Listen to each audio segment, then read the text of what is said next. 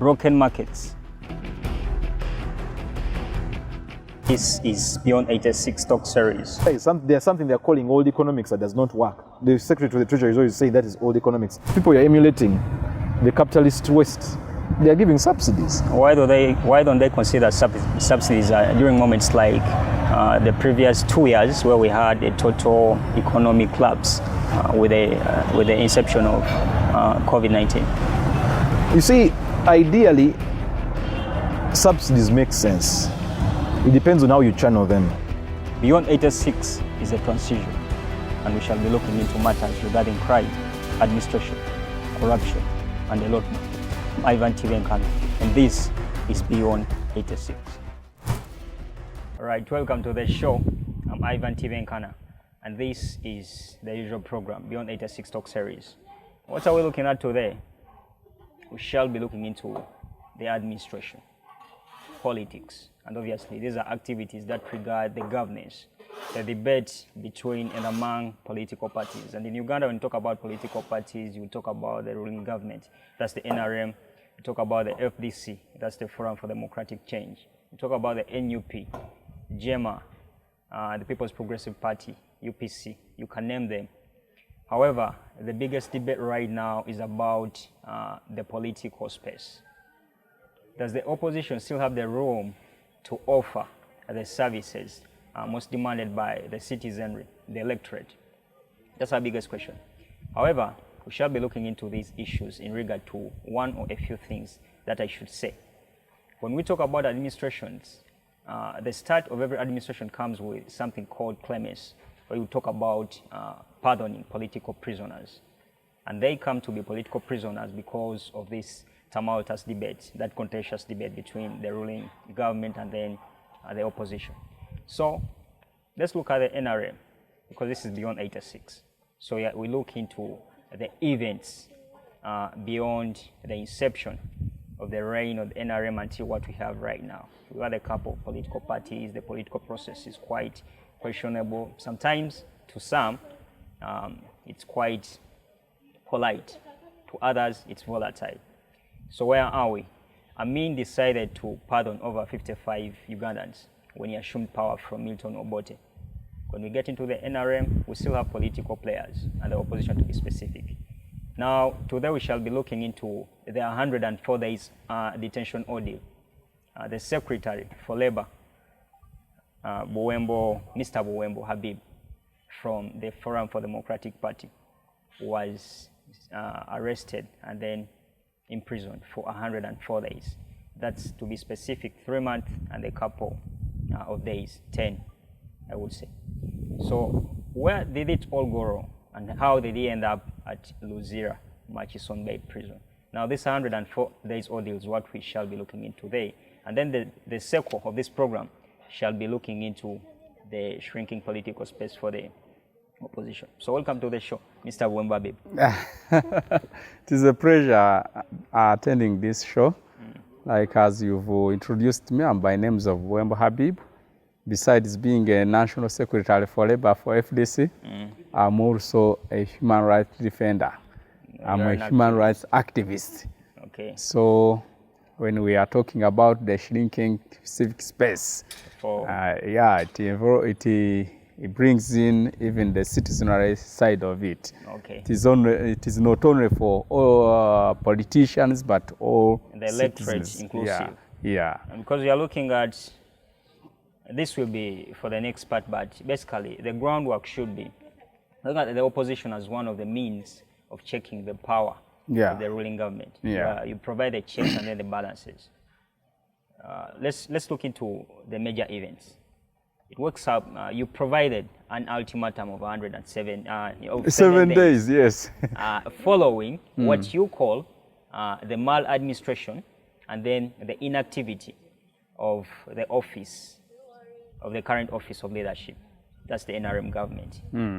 And then, to be specific, the Speaker of Parliament. Yes. You said she had to apologize for colluding with the individuals that are responsible for aggressing the human rights of the people in Uganda. How did it come to providing an ultimatum of 7 days?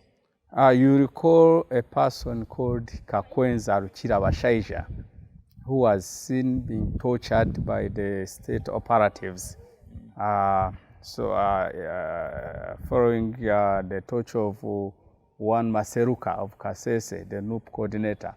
So there happened to stage a debate before Parliament, debating about the torture in the country, and then the Deputy Speaker, who is the Speaker today, full Speaker, Honorable Anita Monk, for her she raised a comment like in Uganda there is no torture at all, there is no torture, but what we only have is masqueraders of torture, according to her.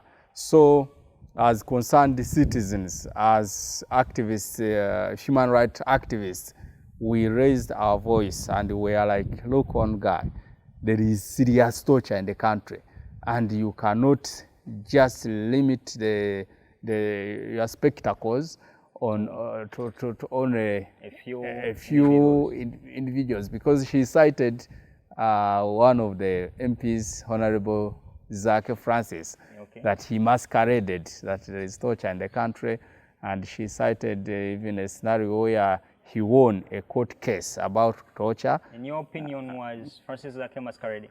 No, he wasn't. He was seriously tortured. On several occasions, he has been tortured.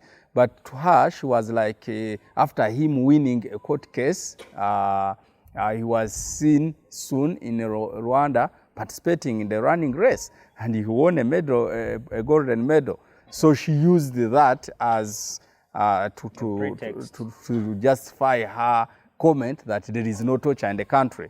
So we had a duty to shortlist a number of Ugandans who have undergone torture in this country, and we are like, if you don't believe that Zake was tortured, but here are some other individuals, Maseruka, for example, Dr. Kiza Besigye has been seen severally being tortured.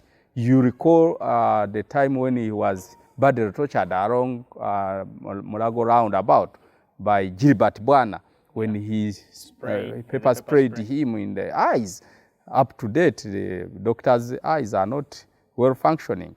He cannot look into the light for some good time. So we set an ultimatum of 7 days within which she had to apologize to one, victims of torture, their relatives, and the nation at large. Would apologizing be enough? Because we are looking at numerous accounts.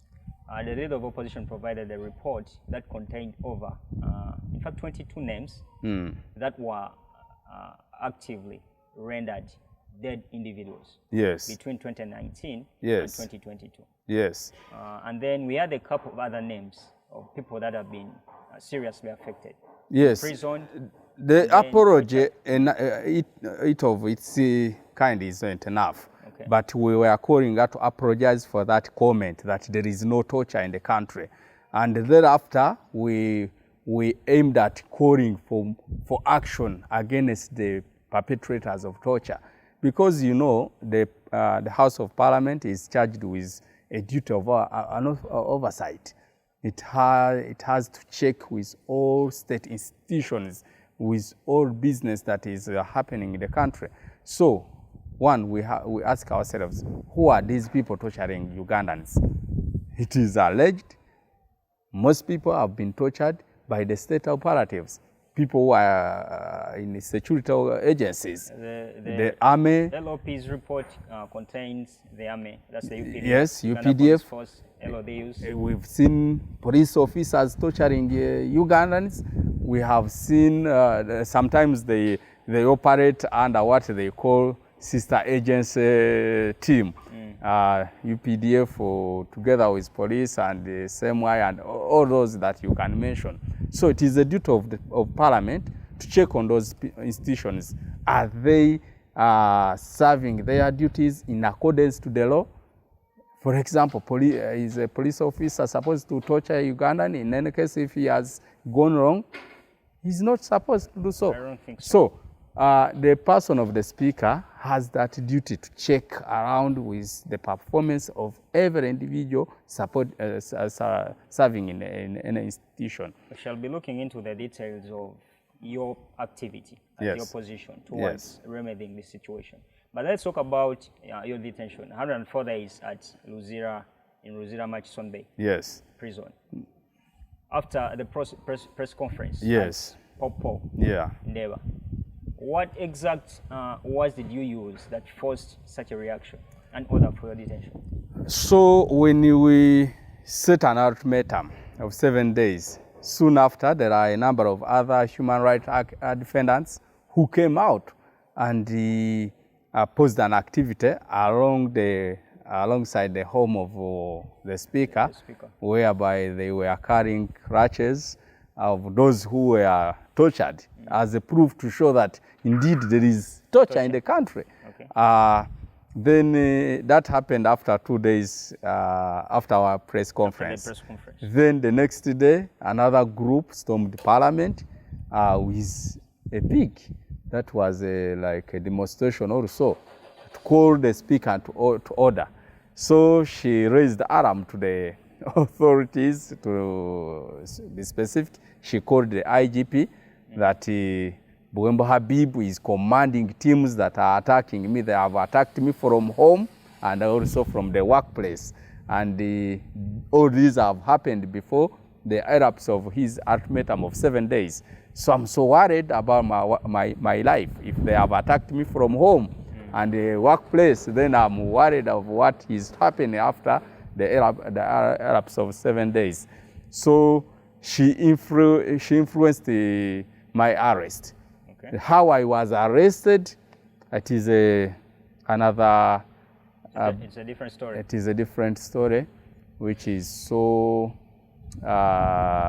sad, because if I'm to narrate how I was arrested, briefly, you can't just believe. Yes?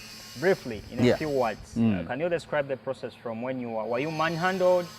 How did the day start? And then all of a sudden, people come. It was very early in the morning. I was leaving home around 9:30 a.m. and I was surrounded off by about 4 men in plain clothes. They were not in uniform, and I only heard one of them saying, "He's the man, I know him. He's Buembo Habib, he's the one." So I was shocked, and I was like, what is happening?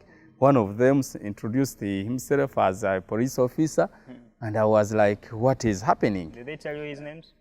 Yes? Did they introduce? He did not introduce himself by names. He only said, we are police officers and we are here to arrest you. I asked, over what? They only said, you cooperate with us. If you don't cooperate with us, then you are to go the Kakwenza way. And you recall how Kakwenza looked like. So they instructed me to hand over my gadgets. I had 2 phones. I had a laptop with me. And before I handed them over, I saw a battalion of both the policemen and the UPDF in uniform running after me. So immediately I had to hand over my gadgets to them. And surrender. And they surrounded me off. That is now the men in uniform. And they manhandled me, pushed me into the double cabin. Soon after, I saw some other 3 police patrols joining, and one patrol led the double cabin that I was pushed into, and then they drove me off. Then my neighbors were so scared. I saw them looking with scary faces. They could not just understand what was happening. They could not just know why I was being manhandled in that same manner that they did. Let's talk about you're driven off Yes. from where you stay Yes. to somewhere. Where exactly were you taken? I was driven at a neck speed. You couldn't just believe. Then I was taken to CID headquarters, Chibuli, where I found some CID headquarters directors led by Atwine something. Atwine, the director charged with communication and the publication. Charles Twine. Charles Atwine, I think. Between being taken from your place, yes, to CID headquarters, Kivuli, what was running through your mind during that period? I tried to ask those people who were in the same vehicle, what is going on? They were like, you have issues to do with the person of the speaker. I asked them, what is it? I have no any business with her. So they were like, no, let us go to our bosses. They will explain to you. Just cooperate. Just cooperate. That was their emphasis. Cooperate. In the vehicle were some big sticks, and wherever I could look at them, you can just know the feelings. When I reached the CID headquarters, Atwine himself was like, Habib, you are most welcome. I said, but the way I've been arrested, I don't think that it isn't welcoming. it is not welcoming. So he was like, no, we have some small issues with you here. So if you cooperate with us, there is nothing so much that is happening on you. I asked him, what is it? So he was like, what's Chicho nonya ku number satu wigwanga. I was like, number satu? Who is that number satu? He was like, the speaker, you know her, Madam Honorable Anita Among. So I was like, I have no any business with her. I'm not in parliament that she presided over. So what may it be? He was like, she's badly calling our boss, the IGP, for your arrest. So there must be an issue between you and her.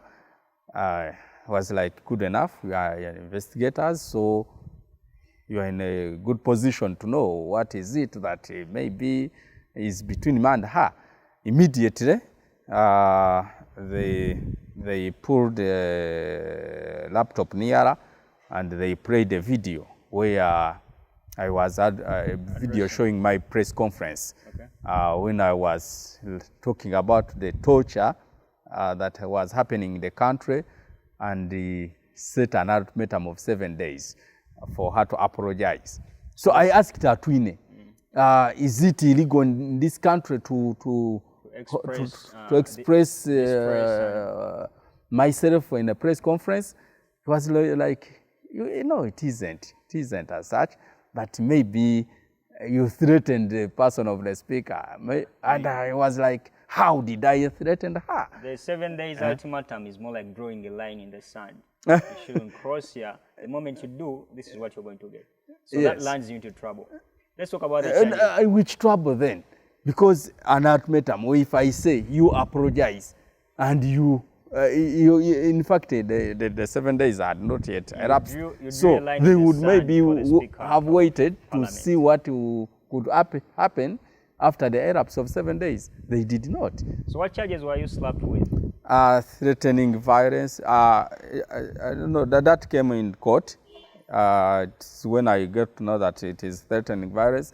But from the CID headquarters, they interrogated me about offensive communication. A little bit about the pre-detention time between being arrested and then arraigned in court. How long did it take? It was 1 day, because after Chiburi headquarters, they drove me to Jinja Road police station. It's where I spent a night. Early in the morning, they picked me back to Chiburi CID headquarters. I was there for like 40 minutes, and then driven to Buganda Road Court. And then from court? From court, I wasn't allowed to communicate to my lawyers, not to any of my relatives. They only mentioned the charges to me. That was done by Magistrate I know Mugisha. She mentioned the charges. Wemba Habibu on 23rd of Feb. You threatened the person of Honorable Anita Amongo. So, do you plead guilty or Guilty or not? not? I was like, I'm not guilty. I'm innocent about all what you are saying. Now you are being remanded for 3 weeks at Maxon Bay. And soon I was driven to Maxon Bay, and they opened the gates for me. To welcome the Secretary for Labor. Well, this is what happens.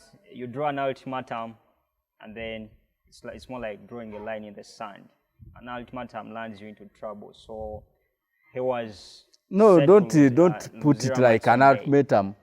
You expressing yourself about the issues, national issues in Uganda, it leads to prison.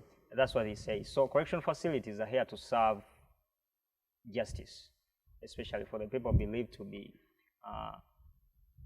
belittling the transparency of security. You talk about peace, you could talk about justice itself. Question is, does Muwembo really believe he deserved to be sent to the correctional facilities? What was the motive of being sent to the correctional facilities per him? But that will be coming right next after here. So we shall be heading for the break, and right after that, we shall be looking into the exact 104 days. What experience did they get through at Maxon Bay prison? So when we come back, that's what we shall be looking into. Yes, hello. As the whole world is going digital, TMC brings you Gano Mazima, an online radio straight on your smartphone with easy access to sign up and log in, record your favorite show when it's live, and listen to your recorded shows during your free time. With a very easy to use navigation system designed for you, enjoy the new digital experience. Download now from the Google Play Store and the Apple Store. Gano Mazima, all day entertainment. Yes, of course, welcome back from that break. The conversation still goes on. It's the 86 talk series.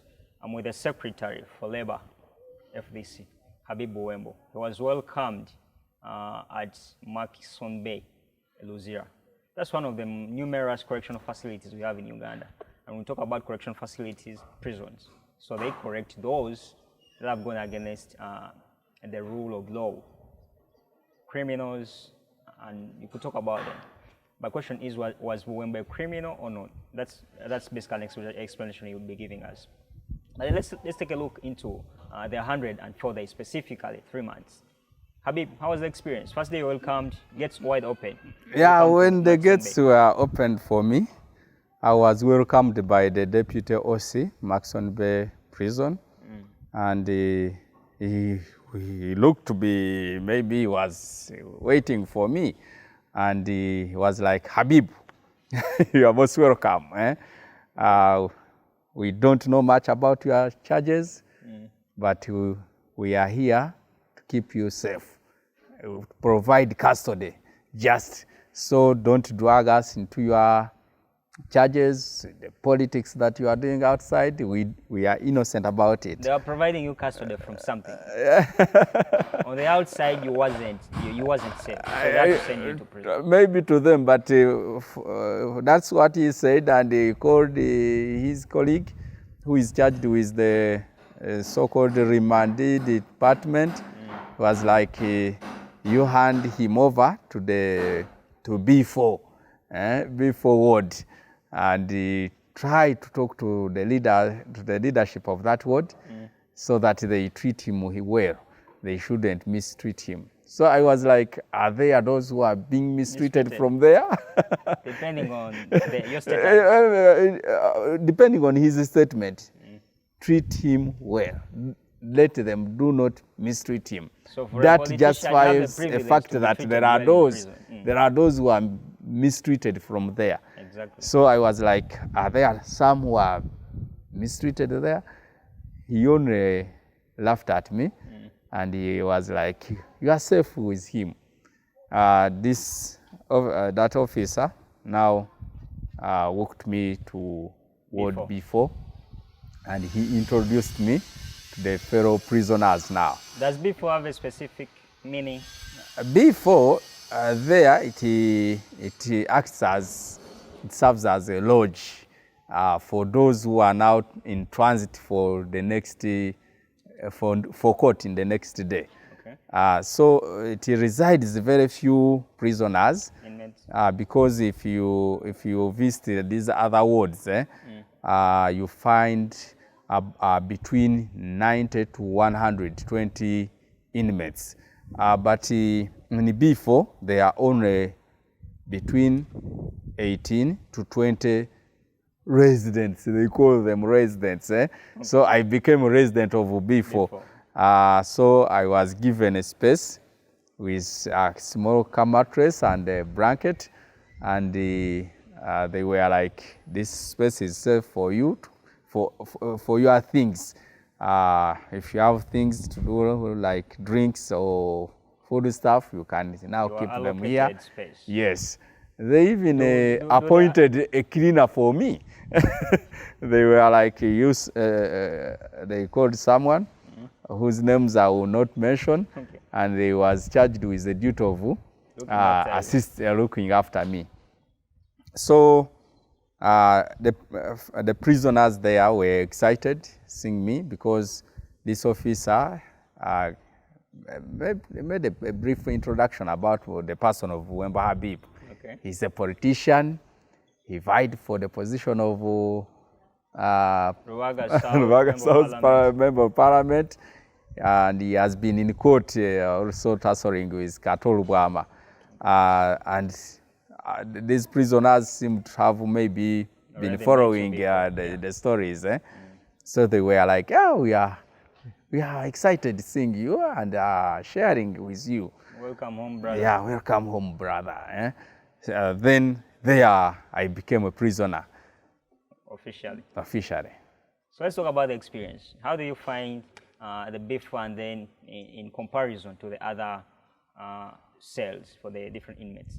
That in my first night there, I shared some experiences with the inmates I found, and they now started briefing me about what is happening in these other wards. Okay. They were like, they are overcrowded because those wards were built with a capacity of residing just 30 inmates. Okay. But they are crowded with a number between 90 and 120. So they were like, now here we sleep like bosses. Though to me it seemed still like how do they sleep? Do they sleep on top of each other? Or? No. You see, you sleep on the floor. You lay your kamat on the floor and you sleep there. Then when they bring in those people and transit for court, they are the ones that they compile. They pile them, you know. Their language, Bachita Chigali. They sleep on a Chigali. Yes, whereby one person sleeps, his head is the other side, and then another lies with the legs on the other side of another one's head, and that kind of arrangement. You talked about... So they were like in the other wards, the Chigali is normal. They are permanent residents for Chigali. Those who sleeps, whose legs are on the mouth of another. You can just imagine. So the next day I had to visit some of those wards and interacted with inmates in those wards. And their stories are miserable. I can't tell you. Some of the stories? Like as I've said, I'm a human rights activist. So I took an opportunity to do an investigation around human rights issues to do with. One of the injustices that I discovered there is an ongoing, should I call it, sexual harassment. In that prison of Maxon Bay, there are only men. Okay. It is a prison for only men. And then you ask yourself, how does sexual harassment happen between a man and a man? They practice homosexuality there. And I interacted with some victims Okay. who claim rape cases, that I was raped by so and so, and they point on someone who raped them. Rape in the context of homosexuality. In that line, homosexuality, and some stories are like, there are people who agree with each other, and you find a man turning a fellow man into his wife. Yes. We have couples within Murchison Bay. Yes, there are couples. Though the administration of prison tend to be against the vice, but they are doing less to avoid it. Because if they can appoint at some couples, is a wife to the other. And if you try to interact with the wife, he's also like, no, Bino tojja bitegeera. So to me, it's, I recorded it as an injustice that is happening. Is it all about sexual starvation, or there is some other reasons as to why we are having homosexuality within Murchison Bay Prison? When I interacted with the victims, some were dragged into the vice because of inadequate food that is provided to them. In prison, they only serve a single meal. Okay. At around 1, they serve what they call lunch. It serves as lunch as well as supper. 1 p.m. 1 p.m. And that is the only food until the next day. And in some cases, these people are given very small food. When you see it on the plate, you can't just imagine that someone can survive on the same until the next day. So to those now who have the privilege to get much more food, because there are leaders, the katikiros, katikiros, ward leaders, ward doctors, those ones, they have privilege to go to the kitchen and order for the size of the food that they have to eat. So when they come to the wards, they tend to share with the most vulnerable people, those who cannot access enough food for themselves. And that is how they end up maybe seducing them into the homosexual food thing. Food paves way for sex. Yes. In Murchison Bay Prison. Yes. Some it is, they are seduced by just a provision of sugar. Sugar. Just a spoon of sugar. Porridge doesn't contain the sugar. Who gives you sugar there? How about the food? Even the porridge, if you look at it, its color alone, it can even scare you not from taking it. Brown or white? You can't define the color, but it is a poor quality, I can say. I did not taste it myself. I did not taste it. By mere looking at it, I did not develop a appetite. You had a chance to eat the food. How good or bad is it, irrespective of the fact that some, do we have even people that miss the food, irrespective of the fact that they offer extra services outside? Because we usually see prisoners or inmates sent out to dig, cultivate lands. But then you're having them having a meal. How good is that meal? In fact, if you talk about those who are taken out for labor, I can say they are forced to the labor. That is forced labor, because they are taken out for digging, maybe on the fields of prison officers, fields of government fields, and individual fields. But they are not paid for the work that they provide. And those, the owners of fields, say individual fields, they pay for the service. Now that payment goes to the prison officers. These people just keep there, do the work, return back to prison. And around that, I also registered cases where people have been crippled just because of them raising some excuses when they are at work. Say, I'm tired, then they get on you and they beat you up. By the time you are brought back in prison, you are crippled, you have lost a limb. So the cases are there. And I have even registered names of some inmates who have suffered the same. People are there. You know, Maxon Bay has a hospital which acts as a referral hospital for all Ugandan prisons. So they pilot them there, crippled as they are. And so I accessed the prison and I interacted with those inmates, those who have broken legs, broken ribs, and they are like, I suffered this at the field of a certain officer. Most so Commissioner Byabashaija has big fields. So they force them to go to his fields to offer free labor. Yes. How ugly does it get? Does it get beyond broken limbs to death or something like that? Myself, I witnessed 3 deaths.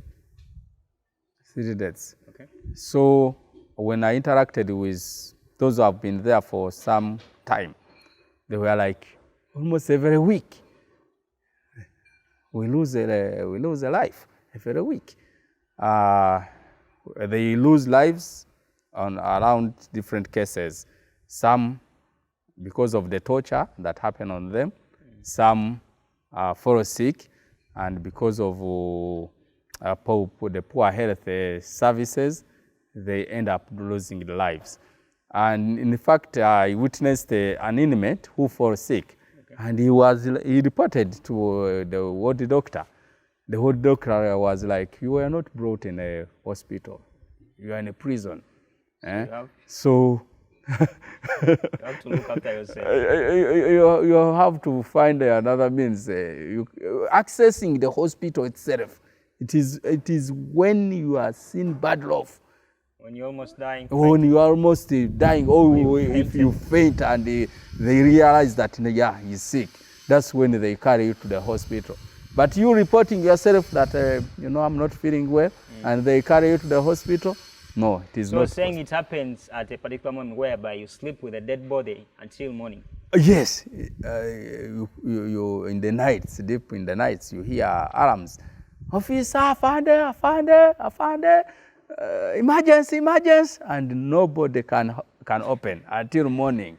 And only to ask, and you find that someone lost a life, and his body has been picked in the morning.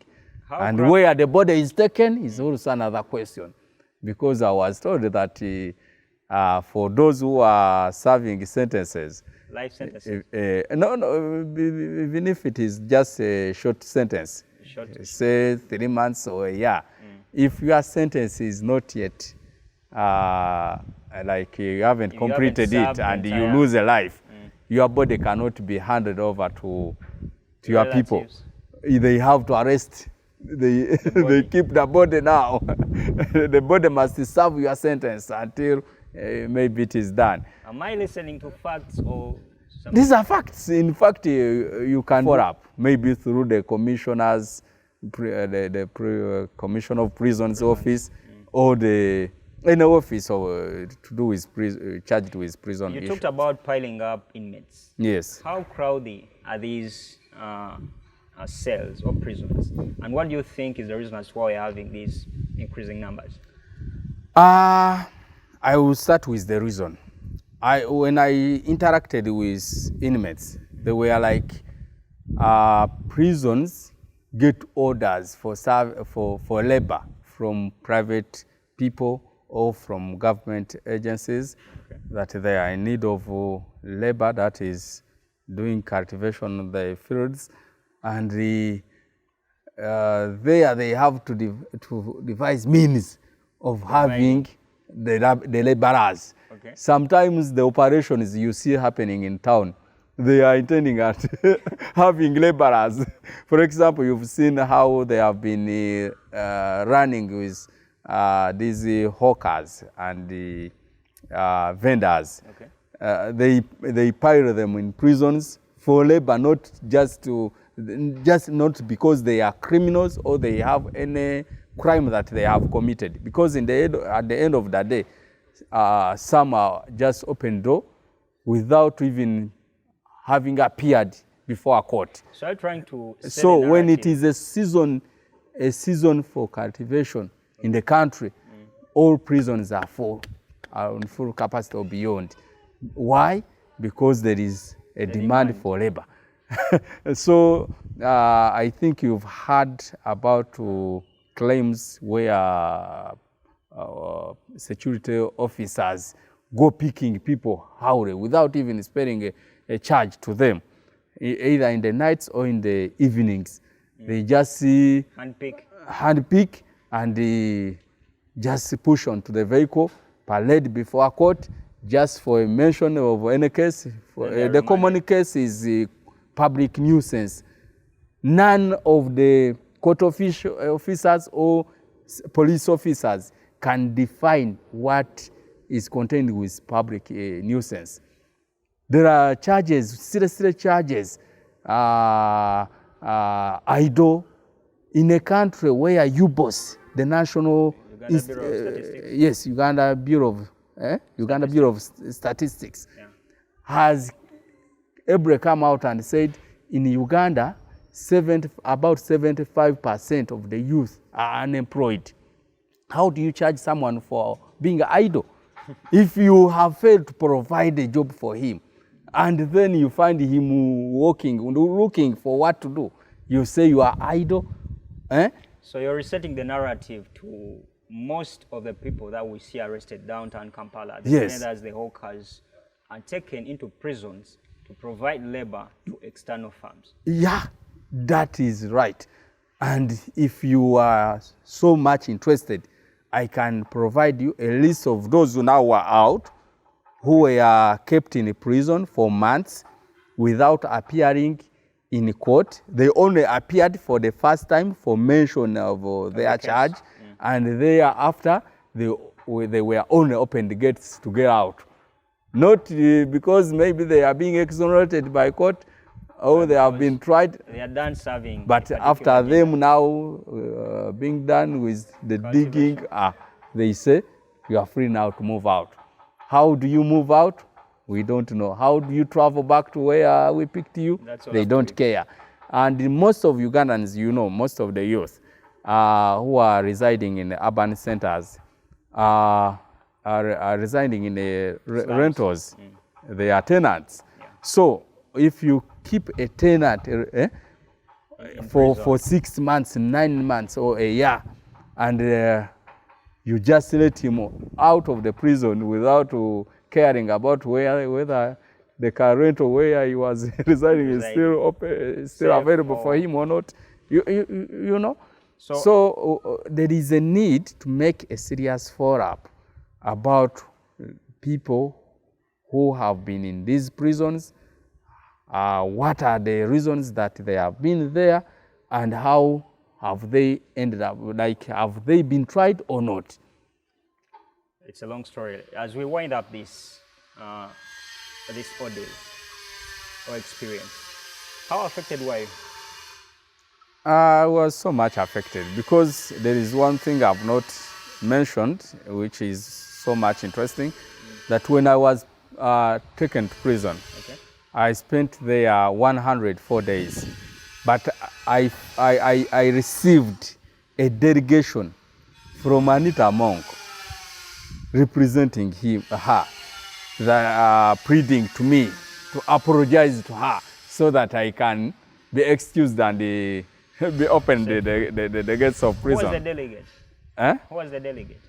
I may not mention the names because the case is still ongoing, and I have interest also to open up a civil case against her, because don't think that the 104 days I spent there are just a matter to record in my history, and the losses that I incurred are just a matter of just talking about. She has also to be brought to book. Because you see, these people, when we give them, we borrow them our powers. If serving in an office of the speaker doesn't mean that you use the authority you have to terrorize Ugandans. Okay. She cannot appear in courts to testify against me that maybe I threatened her. I have never threatened her.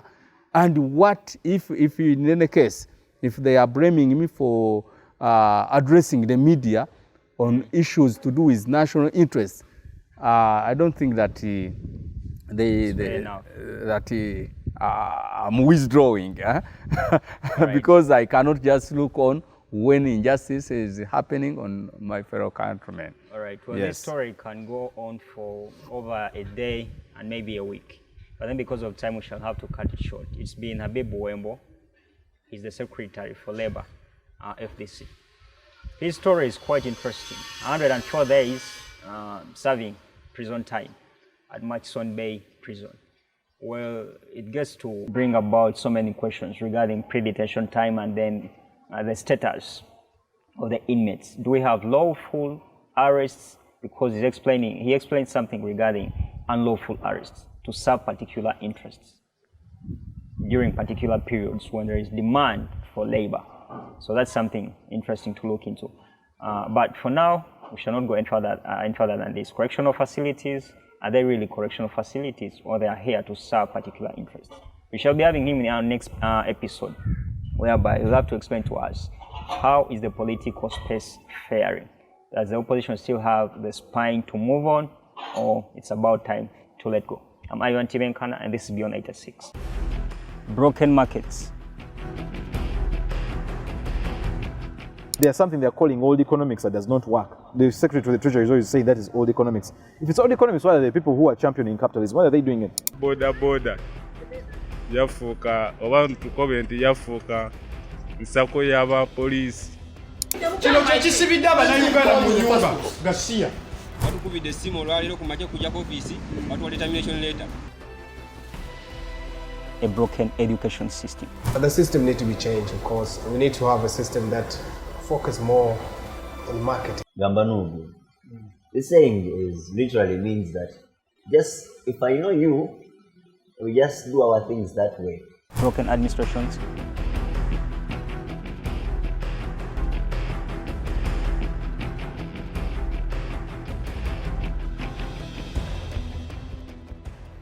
Beyond 86 is a transition, and we shall be looking into matters regarding crime, administration, corruption, and a lot more. I'm Ivan Tibenkana, and this is Beyond 86.